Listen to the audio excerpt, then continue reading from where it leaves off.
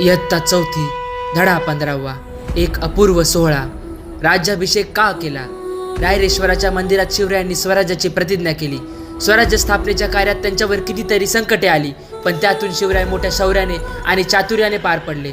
बाजी प्रभू, मुरारबाजी, तानाजी इत्यादींनी स्वराज्यासाठी लढता लढता आपले प्राण वेचले. शेवटी स्वराज्य उभे राहिले, शत्रूवर वचक बसला. या स्वराज्याला सर्व राजे रजवाड्यांनी मान्यता द्यावी म्हणून शिवरायांनी राज्याभिषेकाची योजना आखली. शेकडो वर्षानंतर सर्व धर्मांना समानतेने वागवणारा, प्रजेला न्याय व सुख देणारा राजा महाराष्ट्रात निर्माण झाला होता. स्वराज्य निर्माण झाले आहे हे जगाला कळायला हवे म्हणून शिवरायांनी राज्याभिषेक करून घेण्याचे ठरवले.